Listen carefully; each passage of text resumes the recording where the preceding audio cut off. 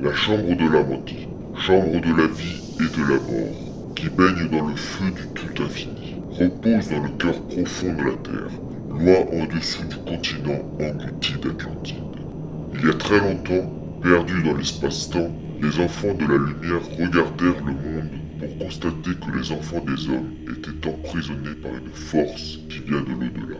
Ils savaient qu'ils pourraient s'élever de la Terre au Soleil s'ils parvenaient à se libérer de l'emprise de ce pouvoir obscur. Pour les aider, ils s'incarnèrent dans des corps qui ressemblaient à ceux des hommes. Les maîtres dirent: nous sommes formés de la poussière de l'espace et nous partageons la vie du tout infini. Nous vivons comme les enfants des hommes et pourtant nous sommes différents d'eux. Ils utilisèrent leur pouvoir pour ouvrir de grands espaces, très profondément au cœur de la croûte terrestre, isolés des enfants des hommes. Protégés par leur pouvoir et leur force, c'est ainsi qu'ils se protégèrent de la chambre de la mort. Ils ouvrirent beaucoup d'autres espaces qu'ils inondèrent de la lumière d'en haut et y apportèrent de nouvelles formes de vie. Ils construisirent des chambres de la Manti pour se régénérer et vivre jusqu'à la fin éternelle. Il y eut 32 enfants de la lumière qui s'incarnèrent parmi les hommes pour les libérer de l'emprise des forces de l'obscurité de l'au-delà. Dans les profondeurs de la chambre de la vie, une fleur de lumière se mit à grandir et à prendre de la force pour repousser la nuit. Au cœur de cette fleur émanait un rayon d'un grand pouvoir qui donnait la vie, la lumière et le pouvoir à tous ceux qui s'en approchaient.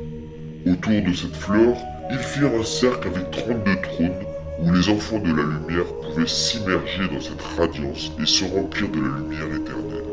Périodiquement, à chaque 1000 ans, ils trônent durant 100 ans avec leur premier corps de lumière afin qu'ils puissent s'imprégner de l'esprit de la vie. C'est là que depuis le fond des âges, inconnus des hommes, ils accélèrent et éveillent l'esprit de la vie. Ils reposent dans les chambres de la vie, laissant leur âme rayonner et imprégner les corps des hommes. Inconnus des races humaines, près du feu froid de la vie, les enfants de la lumière siègent et vivent éternellement dans la chambre de la vie. D'une époque à l'autre, pendant que leur corps de lumière sommeille, ils s'incarnent dans le corps des hommes et leur enseignent comment sortir de l'obscurité pour aller vers la lumière. C'est alors qu'ils s'éveillent et sortent des profondeurs pour devenir des lumières infinies parmi les mortels. Il en est de même de celui qui s'élève progressivement de l'obscurité profonde de la terre intérieure et qui se propulse lui-même hors de la nuit. Il se libère des chambres de la Manti pour éclore comme une fleur de lumière, et avec sa sagesse, il enseigne aux hommes à devenir des maîtres de la vie et à se libérer de l'obscurité de la nuit. Silencieux, étranges et redoutables, vêtus de leur pouvoir, différents et pourtant unis aux enfants des hommes, ces êtres attirent à eux la force de vie, un avec les enfants de la lumière. Ils observent les limites qui entourent les hommes et se tiennent disponibles pour les aider à s'en affranchir lorsque la lumière arrivera à point. Au cœur de la flamme éternelle résident les 7 seigneurs de l'espace-temps, qui aident et guident les enfants des hommes dans le passage qui traverse le temps. Au centre se trouve le Neuf Infini, qui prend la forme d'un cercle entier qui projette son bras selon son intention. C'est lui le Seigneur des Seigneurs. Redoutable dans sa présence voilée, il préside au grand cycle cosmique. Il surveille et mesure la progression des hommes. Autour de lui siègent les 6 seigneurs des cycles. 3, 4, 5, 6, 7 et 8. Eux aussi sont libres des contingences, de l'espace et du temps.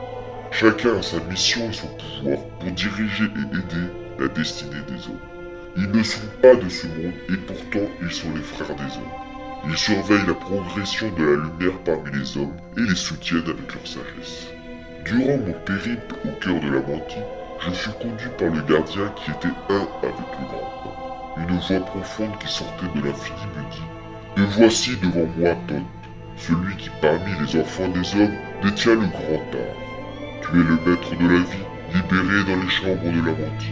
Tu es celui qui ne connaît pas la mort, à moins de le vouloir. Celui qui boit à la source de la vie jusqu'à la fin de l'éternité.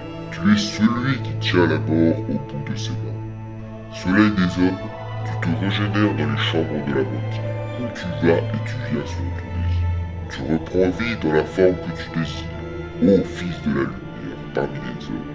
Tu choisis le travail qui te convient et tu poursuis ton œuvre sans relâche sur le sentier de la lumière où tes pas te mettent toujours plus en avant vers la montagne de la lumière.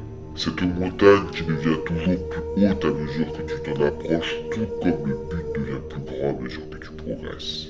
Sans cesse tu t'approches de l'infinie sagesse qui se cache dans le but. Ton passage dans les chambres de la mentille te rend libre de marcher main dans la main avec les seigneurs de ce monde et avec tous ceux qui apportent la lumière aux enfants des hommes. C'est alors qu'un des maîtres se leva de son trône et me guida à travers les chambres des terres profondes et secrètes de la mentille pour me dévoiler les mystères inconnus de l'homme. Il me conduisit dans le passage obscur jusqu'à la chambre où siège la mort noire. Cette grande chambre était vaste et, bien que dans l'obscurité absolue, elle était remplie d'une forme de lumière immanente. Devant moi se dressait un grand trône d'obscurité sur lequel siégeait une figure voilée. Elle était plus noire que noire, d'une noirceur qui n'était pas celle de la nuit. Le maître s'arrêta devant elle et de la voix qui donne la vie, il dit « Ô maître de l'obscurité, berger qui montre la voie d'une vie à l'autre, je te présente un soleil du matin. Ne plonge pas sa lumière dans l'obscurité, rends-le invulnérable au pouvoir de la nuit. Reconnais-le et accepte-le comme un de nos frères qui se sont élevés de l'obscurité à la lumière. Laisse sa lumière s'épanouir librement dans la nuit. Libère sa flamme de la servitude. » À ces mots, la forme obscure étendit la main d'où s'éleva une flamme claire et brillante qui repoussa le rideau de l'obscurité et qui éclaira la chambre. Tout l'espace s'embrasa comme si l'obscurité elle-même était le combustible qui alimentait le feu. Des myriades de fleurs de feu éclataient en gerbes pour allumer encore plus d'étincelles qui se répandaient dans la nuit en projetant une lumière diffuse. Entouré d'un voile d'obscurité qui lui servait de combustible éternel, ces étoiles de lumière brillaient sans qu'il soit possible de rassasier leur soif d'éclairer. Allant et venant comme des lucioles au printemps, elles remplissaient l'espace de lumière et de vie. C'est alors qu'une voix puissante et solennelle se fit à nouveau entendre. Voici les lumières que sont les âmes des hommes. Elles grandissent et décroissent à jamais, toujours vivantes dans le changement de la vie et de la mort. Lorsqu'elles ont monté en fleurs et atteint le zénith de leur croissance, je projette le voile de l'obscurité qui va les transmuer en de nouvelles formes de vie. C'est ainsi qu'elles iront d'une époque à l'autre, sans cesse en croissance, d'une flamme à l'autre pour illuminer l'obscurité avec un grand pouvoir, rassasié et en même temps non rassasié par le voile de la nuit. C'est ainsi que l'âme de l'homme se déploie sans cesse en grandissant, rassasié et pourtant non rassasié par l'obscurité de la nuit. Moi, la mort, je viens et pourtant je suis éphémère puisque la vie éternelle existe partout. Sur le chemin éternel, je ne suis qu'un obstacle qui est vite conquis pour la lumière infinie. Je suis le combustible du feu éternel. Éveille-toi, ô flamme, qui brûle sans cesse à l'intérieur et qui conquiert le voile de la nuit.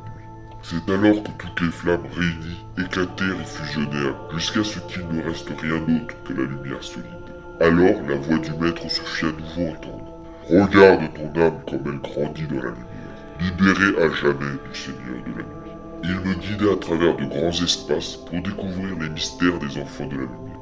Mystères que l'homme peut connaître s'il devient lui-même un soleil de lumière. Au retour, il me guida vers la chambre de lumière pour me prosterner devant les grands maîtres, les seigneurs des cycles de l'au-delà. Avec une voix très puissante, il ajouta « Maintenant que tu es devenu libre de la chambre de la mentille, choisis quel travail tu vas accomplir parmi les enfants des hommes. » Je lui répondis « Oh, grand maître, laisse-moi devenir un enseignant des hommes, afin de les guider à l'aller et au retour, jusqu'au moment où ils deviendront à leur tour des lumières parmi les hommes, en se libérant du voile de la nuit qui les entoure, rayonnant comme la lumière qui doit briller parmi les hommes. » La voix répondit « Qu'il en soit ainsi.